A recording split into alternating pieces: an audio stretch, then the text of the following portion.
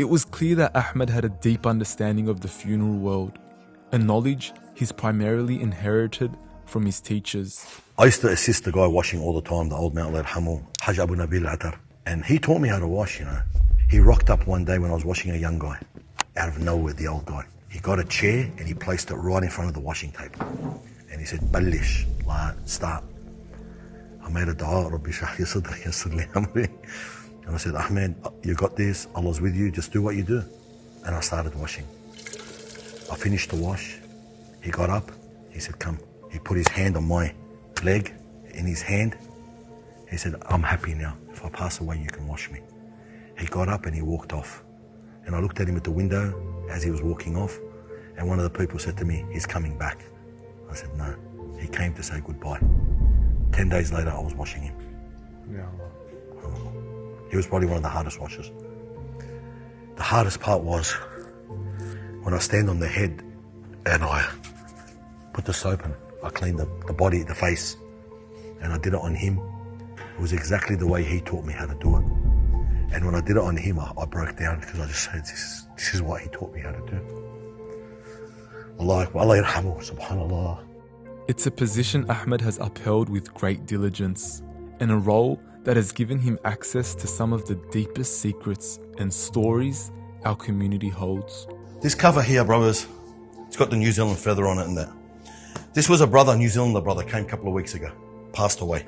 Died at home, and he was sick for a little while, 9 months or a year. He was covered in this when we brought him here. When we washed him, no one knew anything about this guy. The boys around me said, Allah Akbar, look, he's smiling. Look how easy. Later on, I asked his 2 children about this man. I love to know. They said he donated his land for a masjid. Yeah. Wow. And then I said, subhanallah, look at how it leads to how the ending is. Allahu Akbar.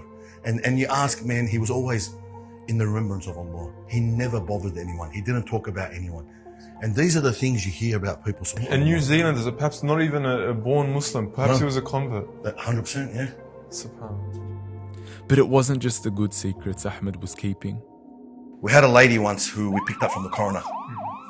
And I thought to myself, how did this lady end up in the coroner, which is old? And I thought, no, she hasn't got family, man. It must be no family.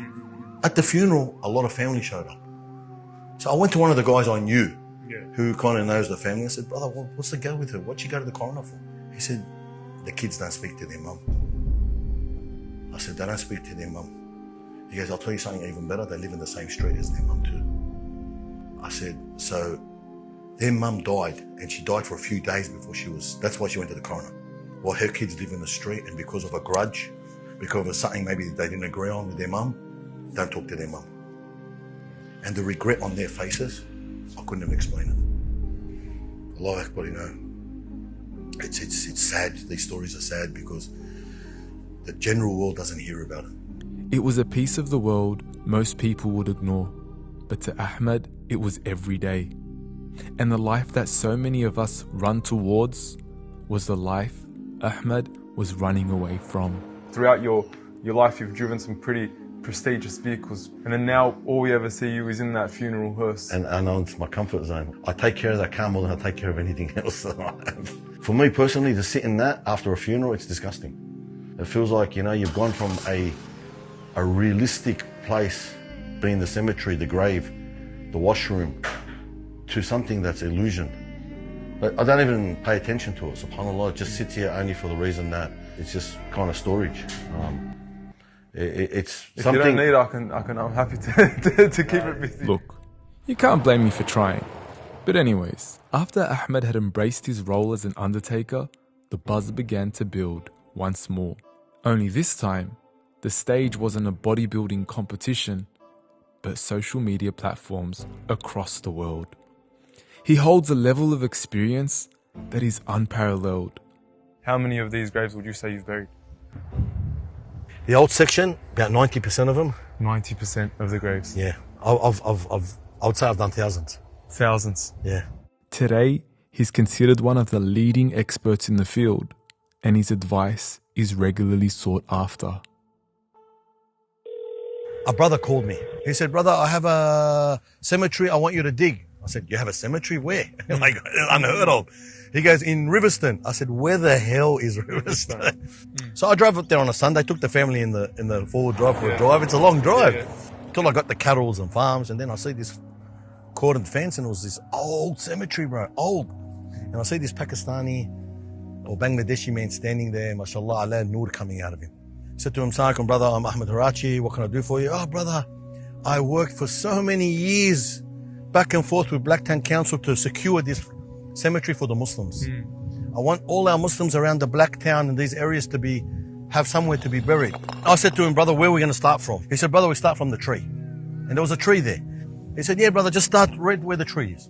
A couple of weeks later, I get a phone call. Brother Ahmed Harachi, yes, can you dig at Riverstone?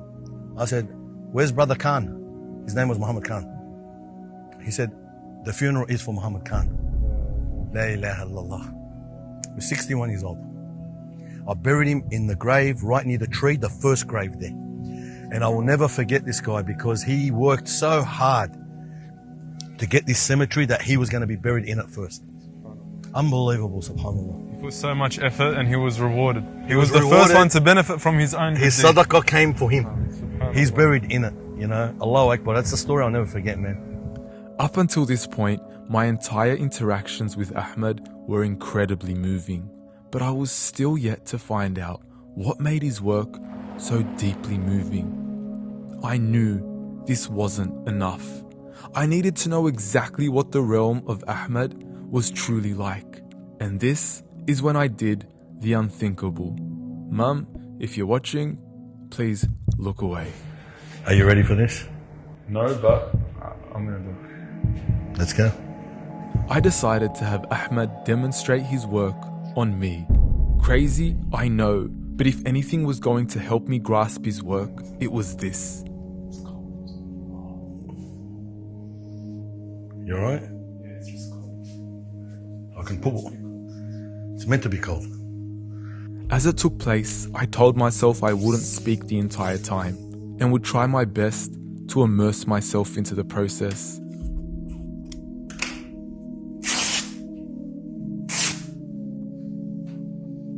It was going to take some work, but I had to do it.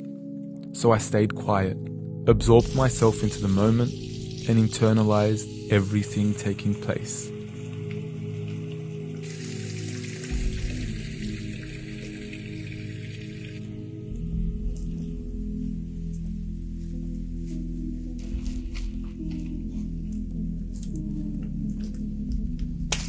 Well, my brother and sister, subhanAllah, we are prepared now to wash our deceased.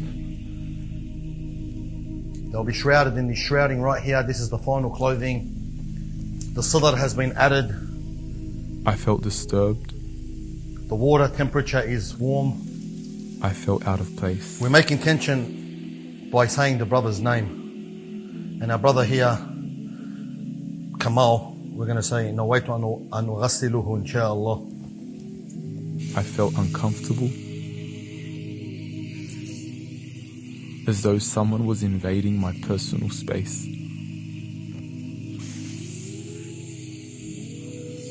Always we go right side to left. I wanted to escape, but I couldn't.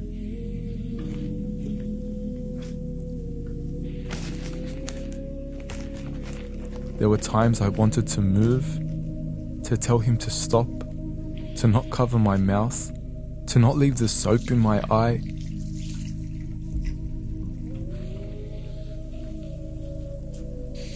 But I let it be. After all, the dead cannot speak. You can see this is the kampur here. It's got a very unique smell to it. It's called the smell of death. For in that moment, I was just a body, to be washed, shrouded, and buried.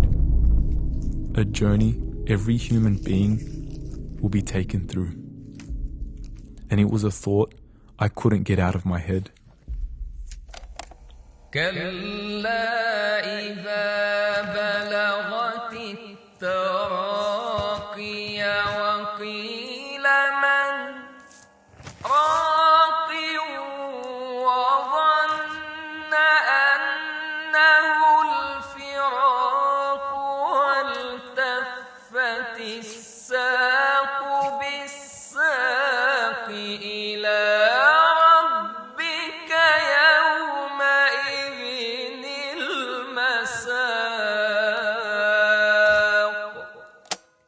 I felt as though I was performing a video that would help inspire or awaken others. So this is it, my brothers. This is the ending. I felt I would be desensitized by the cameras and not be able to immerse myself in the event. But after all was done, I realized how incredibly naive I was. It hit me. And it hit me hard. Well, I don't know what to say. There's not much you can say. The whole time you're sitting there, you're just like, Allahu Akbar, you make me cry, man. I knew you were going to wake up after it. Alhamdulillah. Alhamdulillah. the whole time I'm just saying, أرجو رحمتك أرجو رحمتك أدخلني But you just had a glimpse, a taste of a reality that we're all going to go through. It's not something that's far-fetched here. This is reality, my brother. This table you sat on has had the biggest and the smallest of people. You think about the books closed, the deeds are closed, the bad deeds closed, the good deeds closed. Khalas, no more deeds, but Ya Allah, it's all in your hands now. Arju rahmatak, I want your mercy. I just want your mercy. And you told us you're Rahman, you told us you're Rahim.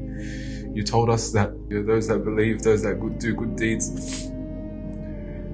will enter His mercy. And I just want to enter His mercy. I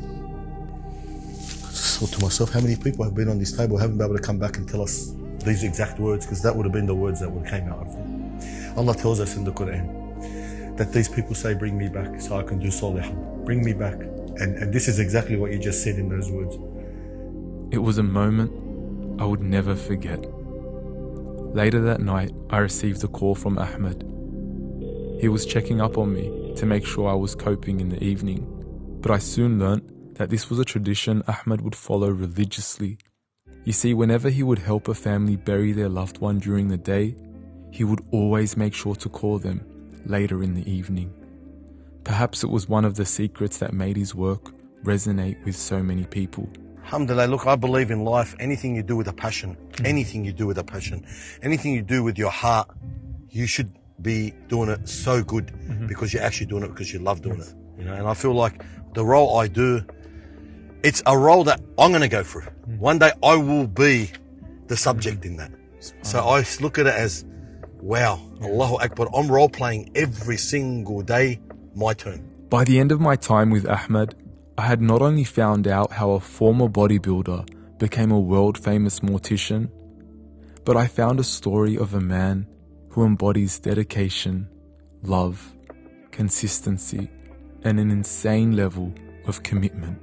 Whether he was bodybuilding or burying bodies, he has become an icon for all the right reasons. Do you ever think about the day someone's going to have to bury you in the grave? Yeah, I do think of the day it happens. And all I can think about is I pray to Allah, through the mercy of Allah, I have done enough to not even care about one thing about this world anymore.